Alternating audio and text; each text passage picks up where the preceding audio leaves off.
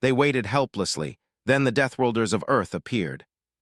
The Zitherans, a tall and slender alien species with shimmering blue skin, moved gracefully through their streets. They lived in harmony with their planet for centuries, never fearing anything beyond their skies. Their technology was advanced. Cities floated in the air, ships could travel between stars, and their shields could repel most attacks. Life for them seemed eternal, but the calm of Zithra was about to be shattered. In the main control center of the planet, high above the largest city of Lorinth, the leaders gathered around a glowing hollow screen. The image showed a massive fleet of dark, jagged ships moving through space at incredible speed. These were the Varkans, a species known for conquest and destruction. Their ships were enormous, each bristling with weapons capable of tearing through planetary shields. "This is impossible," said Urith, the youngest of the Zitharan Council. His voice trembled, though he tried to hide it. "Our scouts report hundreds of Varkan ships, hundreds, and they are only days away from entering Zithara's orbit." Lyris, the Council's leader, remained calm, but her eyes betrayed worry. "We have the strongest shields in this sector," she said softly. "But the Varkans, they do not attack like other species. They adapt, they learn, they do not stop until everything is destroyed." The room was silent. Even the hum of machinery seemed quieter. The Zitharans had faced threats before, but never anything like this. Never a species that could wipe out entire planets with such ease. Outside in the streets, people went about their daily lives, unaware of the approaching doom. Children played by the floating fountains. Merchants sold bright, glowing fruits. Birds with translucent wings sang in the gardens. It was a perfect day, and it felt ordinary, as if the universe had forgotten that danger was on its way. But scouts sent to the edges of Zithara's system were not fooled. Reports arrived steadily, each message more terrifying than the last. The Varkans were faster than expected. They were using advanced cloaking techniques, making it nearly impossible to track their exact number. And their warships, Urith shivered even thinking about them. Each ship could launch thousands of drones capable of destroying buildings in minutes. "We cannot rely on defense alone," said Soren, a veteran strategist.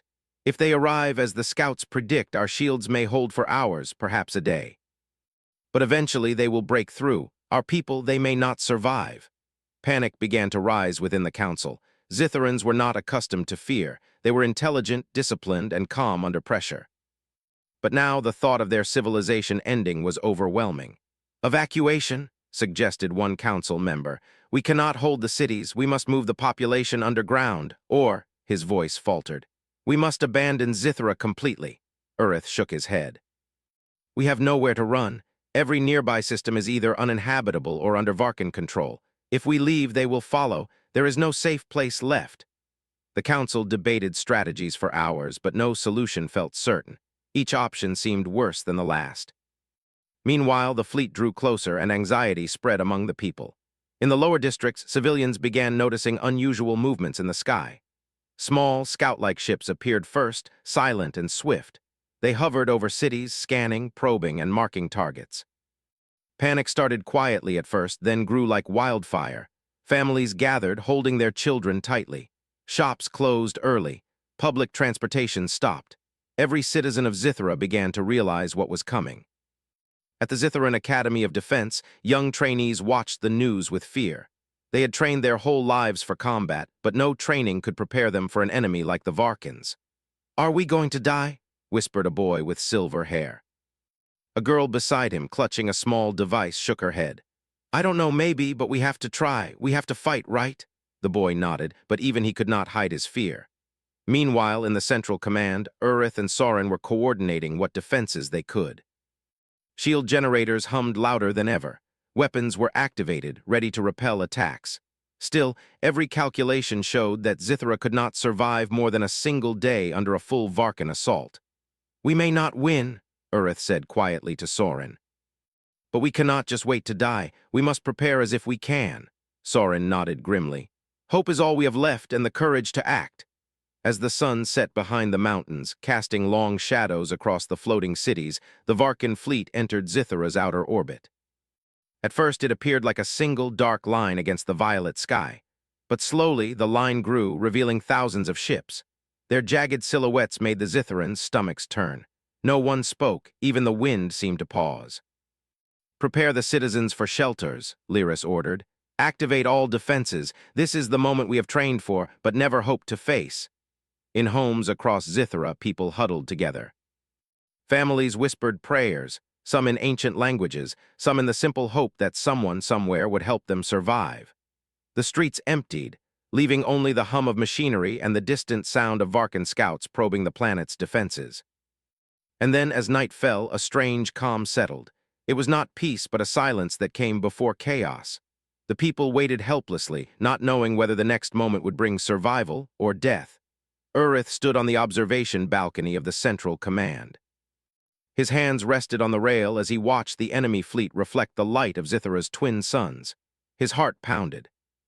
He thought of the children hiding below, the elderly trying to remember old songs to calm themselves, the citizens who had trusted their leaders to protect them.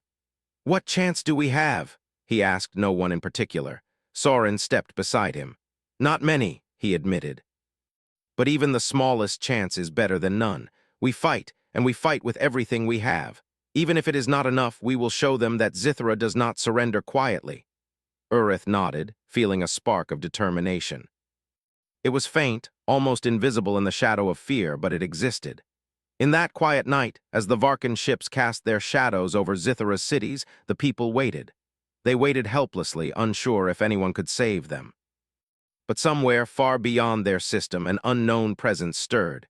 Something they could not see yet, something that did not belong to Zithra or to the Varkans.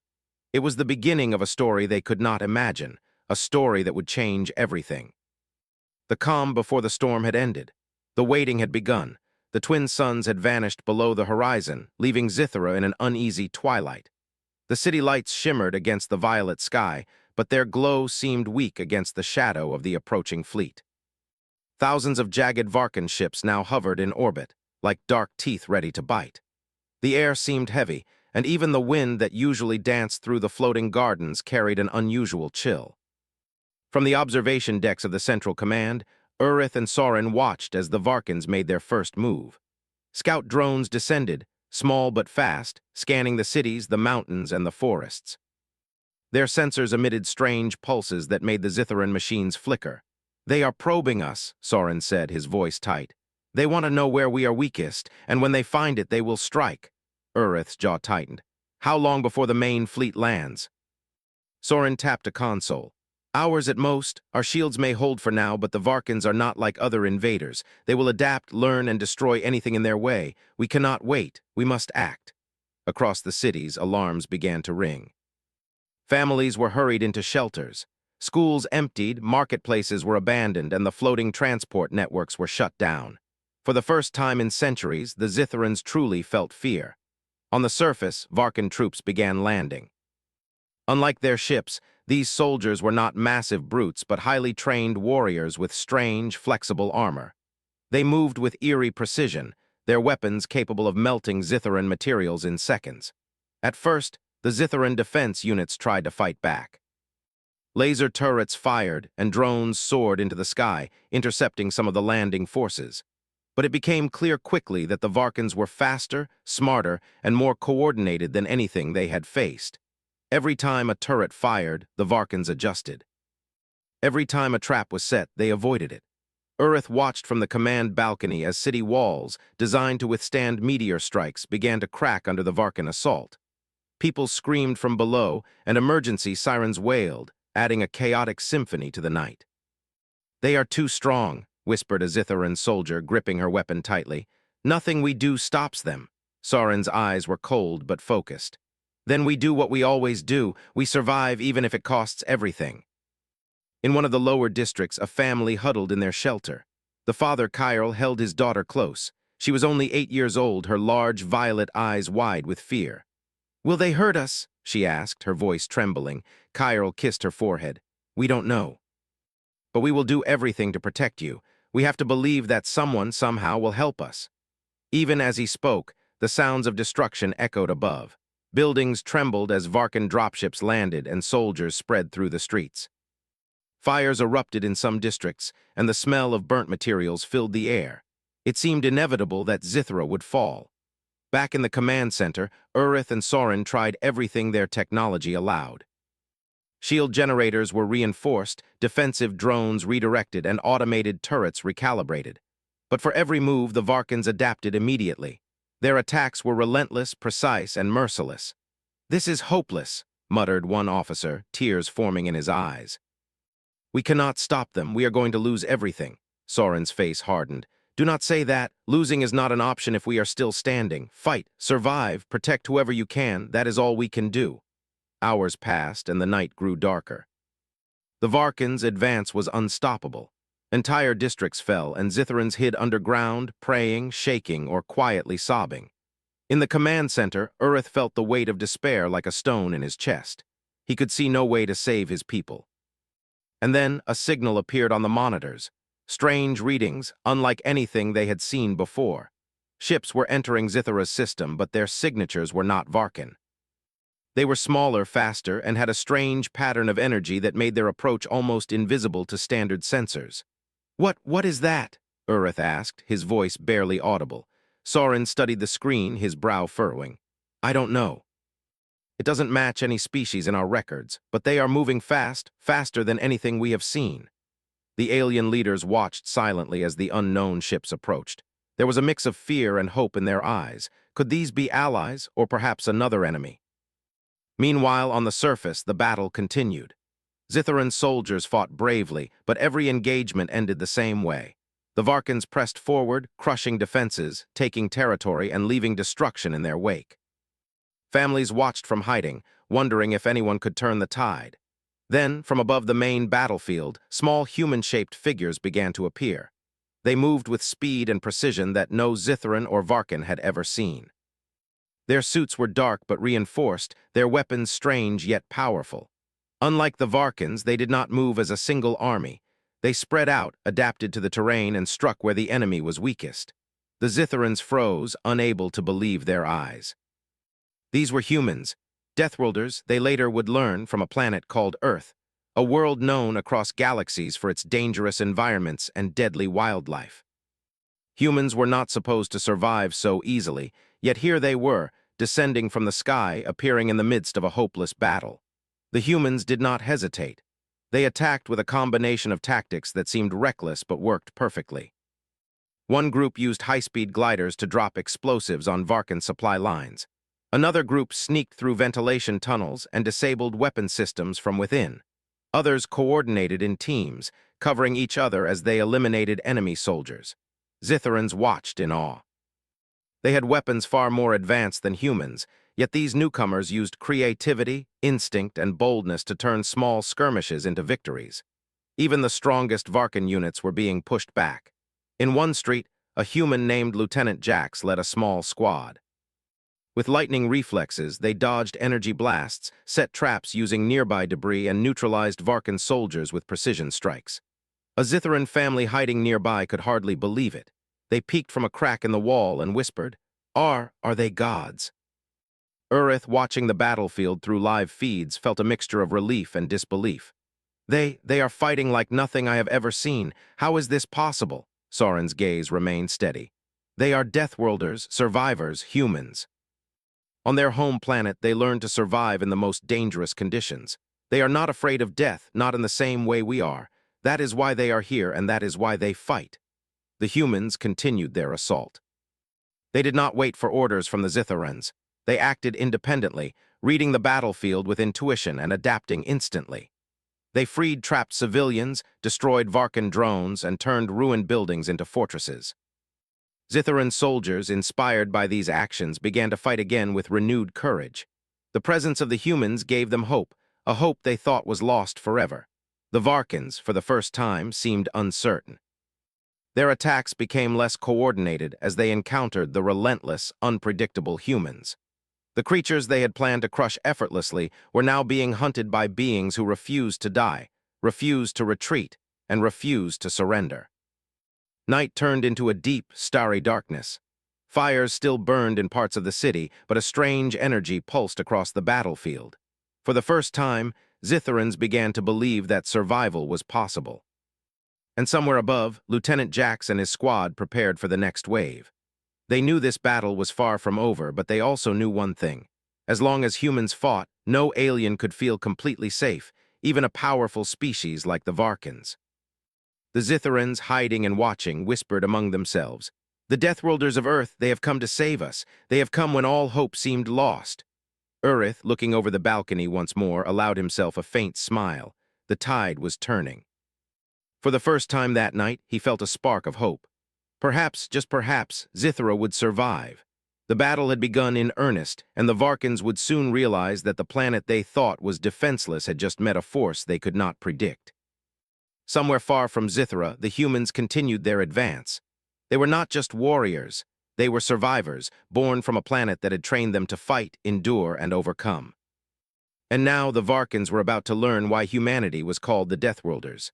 The battle raged across Zithra, and the once peaceful cities were now filled with fire, smoke, and the sounds of combat. The Varkans, a species feared across the galaxy, had expected a swift victory. They had not counted on the arrival of the humans, the Deathworlders of Earth. On the streets of Lorinth, Lieutenant Jax moved with his squad through narrow alleys, ducking under fallen debris and dodging bursts of Varkan energy fire. Each human soldier carried light but strong armor and a weapon that could adapt to any situation. Their movements were fast, precise, and fearless. "Clear that building," Jax shouted. His team obeyed instantly, rushing forward. Within minutes, they had neutralized a Varkan patrol and set a trap for the next wave. Their teamwork was flawless, each member anticipating the other's moves without speaking. From the observation balcony of the Central Command, Urith and Soren watched in astonishment. "I have never seen anything like this," Urith whispered. "They move like one being, but at the same time, each is completely independent," Soren nodded. "That is how humans survive. On their home planet Earth, they learn to fight not just with strength, but with wit, speed, and courage. Every challenge is a test, and they never give up." The Varkans were confused. Their advanced sensors and battle strategies could not predict the humans' tactics. Where one human moved aggressively, another struck from a hidden position. They adapted instantly to the terrain, using rubble, narrow streets, and even abandoned vehicles as weapons and shields. In one square, a Varkan unit tried to encircle a human team. The humans split, disappeared behind buildings, and returned with improvised explosives that disabled the enemy's energy shields. In seconds, the Varkans who had thought victory was certain were now on the defensive. Meanwhile, Zitharan soldiers began to join in. Inspired by the humans' courage, they started to fight with new determination. They copied human tactics, moving more unpredictably, setting traps, and taking calculated risks. The tide of the battle began to shift, slowly but surely. In a forested district on the edge of the city, human scout teams worked alongside Zitharan engineers. They repaired damaged turrets, used fallen trees to block Varkan approaches, and set ambush points in hidden ravines. Even though the humans were strangers, their experience and knowledge guided the Zitharans. One young Zitharan, Telira, watched a human named Myra disarm a Varkan drone with her bare hands. How can she do that?" Telira whispered to a friend. The friend shook his head. "I don't know, but we need to learn fast if we want to survive." As the humans moved through the battlefield, they freed civilians trapped in buildings. A small family, huddled behind a collapsed wall, looked up in disbelief as a human soldier extended a hand. "Come on," the soldier said. "You're safe now, move quickly." The parents grabbed their children, tears streaming down their faces. For the first time that night, hope felt real. In another district, a group of humans faced a Varkan commander, a massive creature leading dozens of soldiers. It fired its weapon, causing the ground to shake, but the humans dodged and struck from unexpected angles. One human rolled under the commander's legs, attaching an energy disruptor that caused its shield to collapse. The commander fell, and its soldiers scattered in confusion. Urith watched the scene on the monitors, his heart pounding. They are not afraid of death. They face it directly, and they turn it into strength. Soren's expression was calm but intense. "That is what makes humans different. On Earth, survival is everything. They are built to endure, to fight, and to win against impossible odds." The Varkans began to retreat in some areas, their formations breaking. Confused and frustrated, they tried to regroup, but humans continued to push, striking swiftly, then disappearing before the enemy could respond. Every time the Varkans thought they had a human trapped, the human was already elsewhere, setting another trap or leading Zitharans to safety. In the central square, Jax and his team faced one of the largest Varkan assault squads. It was a fierce fight, with energy blasts lighting the dark night. But the humans adapted quickly. Using the environment, they created choke points, forcing the Varkans into narrow passages where they could not use their strength fully. A Zitharan engineer working with the humans watched in awe. We have had weapons for centuries, but these humans, they use everything around them as a weapon.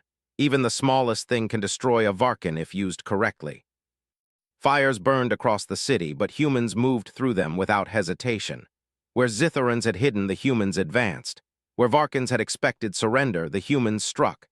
Their determination was unshakable, their courage endless.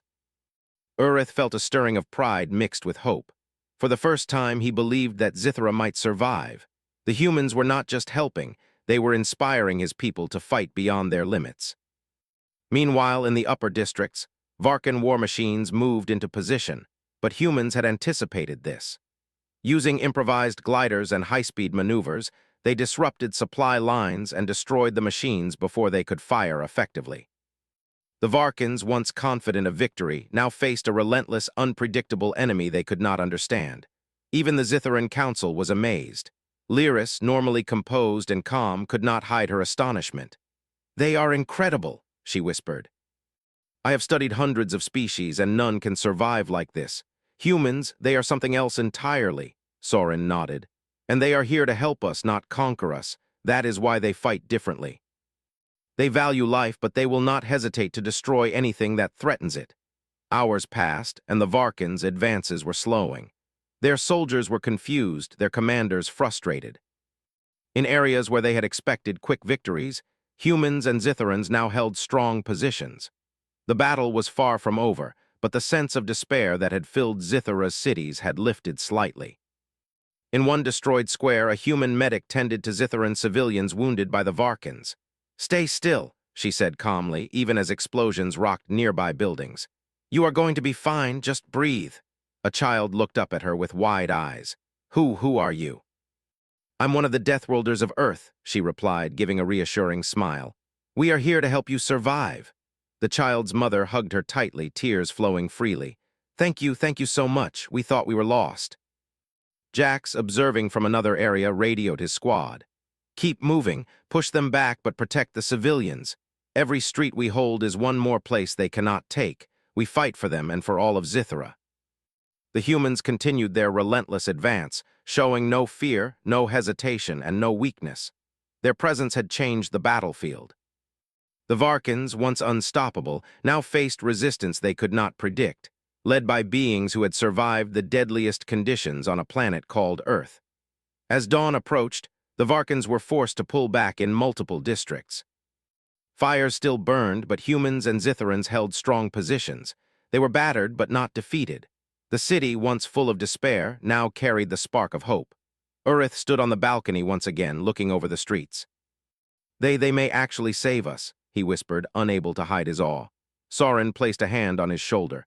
"Not just save us, they are teaching us to survive, to fight, to endure. That is the true gift of the Deathworlders." And somewhere above the city, the humans regrouped, ready to continue their fight. They were not invincible, but they were relentless. They were not rulers, but they were protectors. They were the Deathworlders of Earth, and they had arrived when Zithara needed them the most. The battle was far from over, but the first real victory had been won, not just in combat, but in hope. For the first time that night, Zitharans believed they could survive. The first rays of Zithara's twin suns broke over the horizon, painting the violet sky with streaks of gold and pink. The night of terror had passed, but the city was far from safe. Buildings were scarred, streets were filled with debris, and fires still smoldered in the wreckage of the battle. Yet amidst the destruction, a new feeling had begun to spread among the Zitharans: hope. Humans, the Deathworlders of Earth, had proven that the Varkans were not invincible. Their fearless attacks and clever tactics had saved countless lives, and now they were organizing the planet's defenders for a counterattack. Lieutenant Jax and his squad moved swiftly through a partially destroyed district, surveying the damage and setting up defenses for the next wave. "We can't let them regroup," Jax said, his voice firm. "We hold every street we can. Every Varkan they lose today is one step closer to leaving this planet for good." Nearby, a human engineer, Myra, directed a group of Zitharan technicians in repairing and upgrading the city's damaged turrets. "Focus on rapid-fire cannons first," she instructed. "The Varkans like to swarm. If we can slow them down, we control the battlefield." The Zitharans, still shocked by the humans' bravery, followed every instruction. Their movements had been slow and cautious before, but now they acted with confidence. Even the youngest trainees, who had never seen real combat, picked up shields and weapons with determination. In the forest surrounding the city, humans and Zitharans worked together to set traps along the Varkans' expected paths.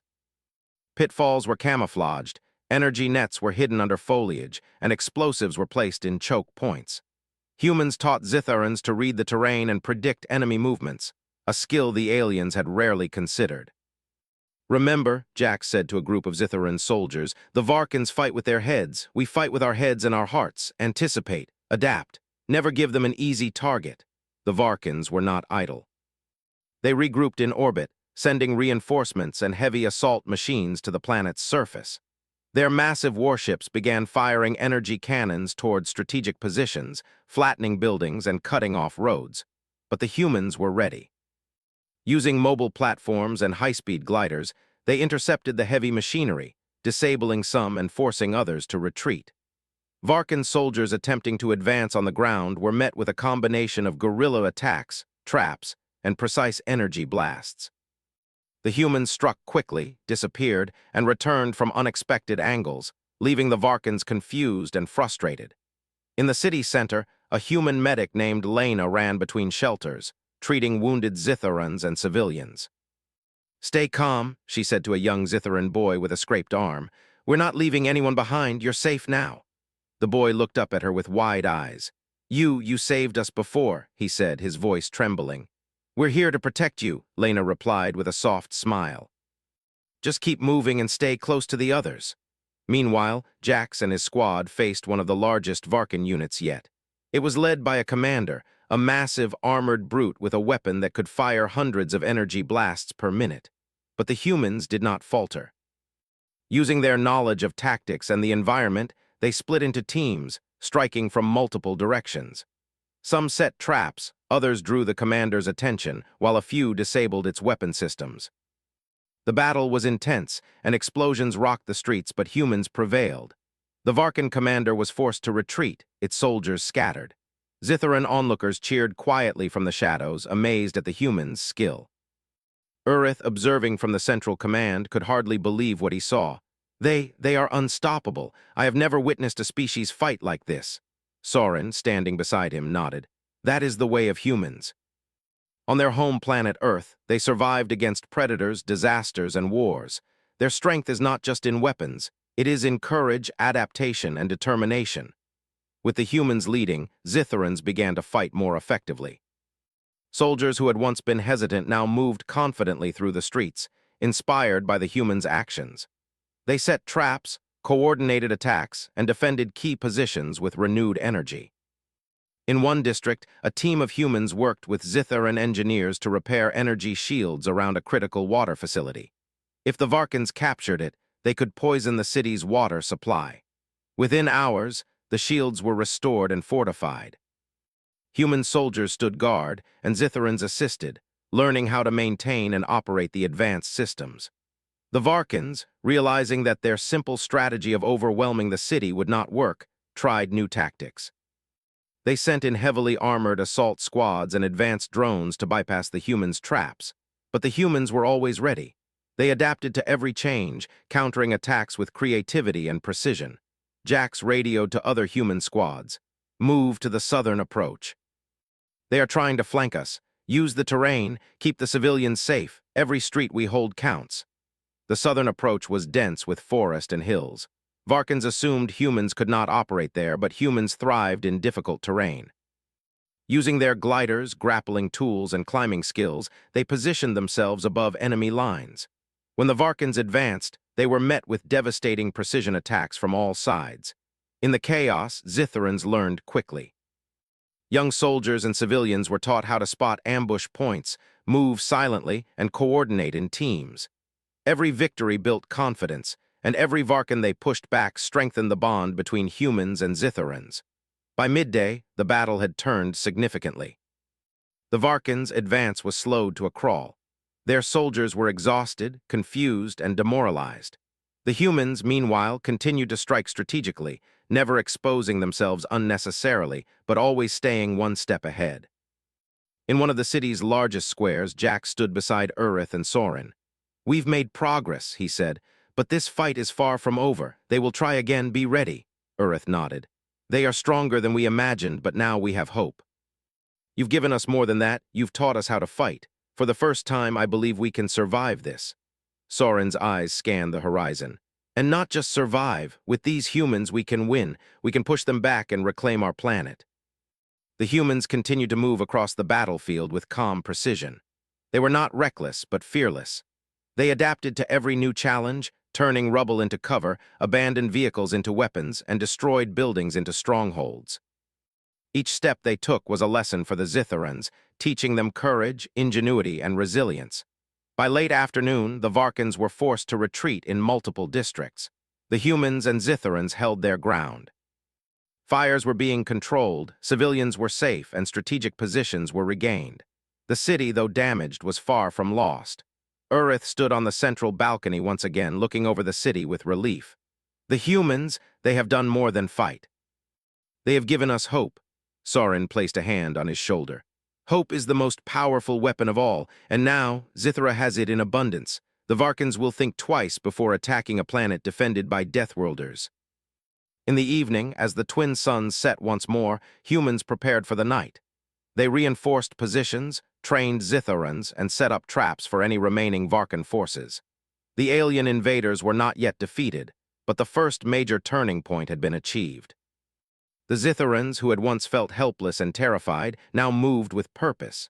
Inspired by humans, they believed in their ability to survive and fight back. The bond between the two species grew stronger, built on respect, trust, and shared struggle. And somewhere above the battlefield, Lieutenant Jax and his squad looked at the horizon. "They underestimated us," he said quietly. "They will not make the same mistake again." The city was still scarred, but the spirit of its people was stronger than ever. The Deathworlders of Earth had arrived, and Zithra had been given a chance not just to survive, but to fight back and reclaim its future. The Varkans would not leave quietly, but they would now face a planet that refused to surrender. And they would soon learn why humans were called the Deathworlders. The tide had turned. The sun rose over Zithra, casting a golden glow on the battered city. The fires that had burned so fiercely the night before were now smoldering embers, and smoke drifted lazily into the violet sky. The streets were scarred with craters, collapsed buildings, and twisted metal, but life had returned. Humans and Zithorans worked together, cleaning, rebuilding, and preparing for what might come next. The Varkans, once confident of easy victory, were in retreat. Their massive ships had lifted from the surface, leaving behind wreckage and chaos.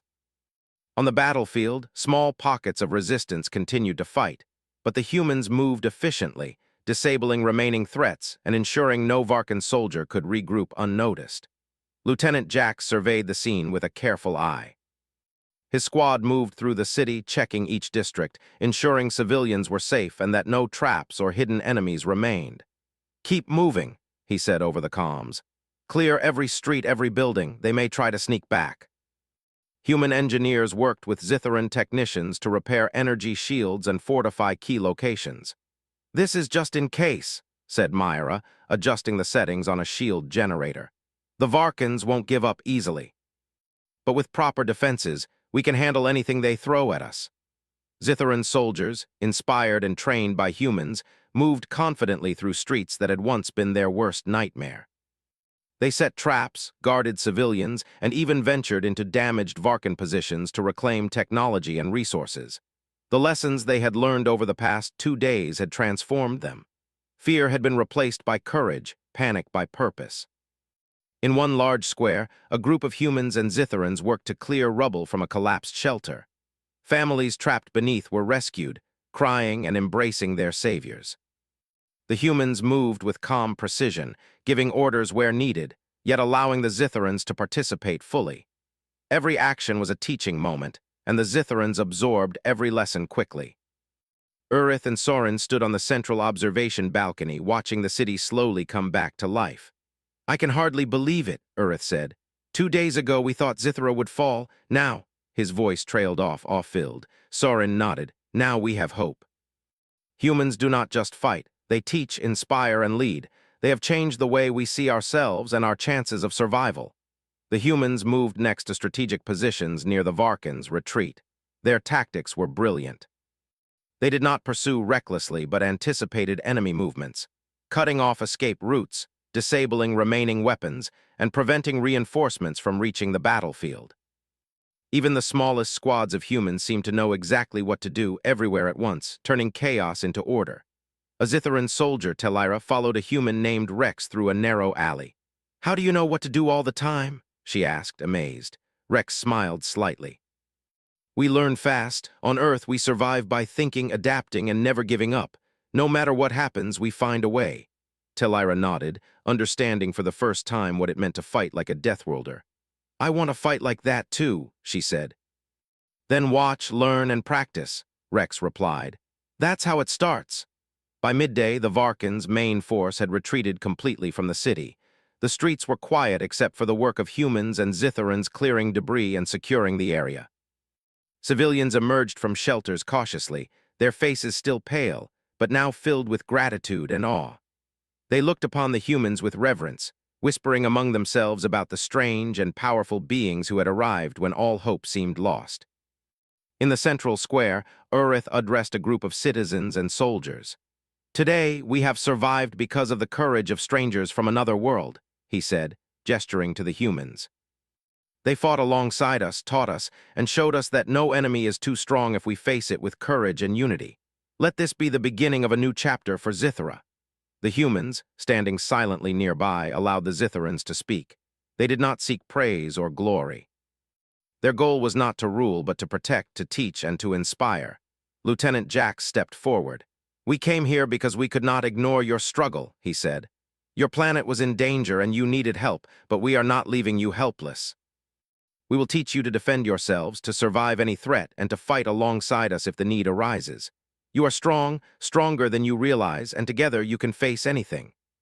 A cheer rose from the crowd, a sound of relief, hope, and determination. The Varkans had been pushed back, but more importantly, Zitharans had learned that they were capable of defending themselves with courage, intelligence, and unity. Over the next hours, humans and Zitharans worked together to restore the city. Shield generators were repaired, energy weapons were upgraded, and communication networks were rebuilt. The humans taught Zitharans how to maintain advanced machinery and adapt it for battlefield advantage. They even trained some civilians, showing that anyone willing to learn could contribute to the defense of their planet. Urith walked through the streets with Soren, observing the transformation. Where despair had ruled, now confidence and courage took root. Children played carefully in safe areas, soldiers moved with purpose, and civilians helped wherever they could. Zithra was far from perfect, but it was alive, and it would survive. In a quiet moment, Urith turned to Soren. "Do you think they will stay?" he asked. Soren shook his head. "No, humans are not conquerors. They fight for survival, not for power. They will stay only as long as needed, then return to their world. But their lessons will remain with us forever. Zithra will be stronger because of them."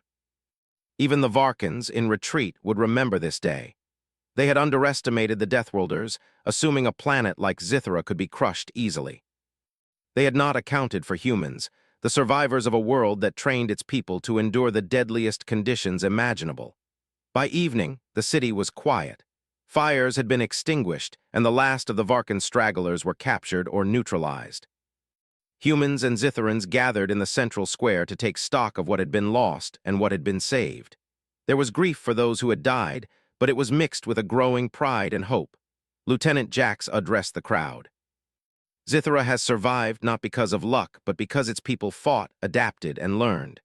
Humans have helped, but the victory is yours as much as ours. Remember what you have learned, and you will never face fear without courage again."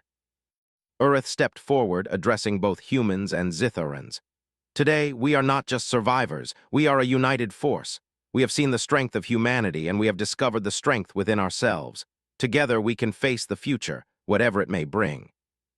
The humans did not stay long. Their mission had been to help Zithra survive, and they had succeeded. One by one, they prepared to depart, leaving behind their equipment, knowledge, and lessons. Before leaving, they trained key Zitharan soldiers to continue the work, ensuring that the planet would not be helpless in the future. Lieutenant Jax shook Urith's hand. "Keep fighting, keep learning, and never forget what you've discovered today.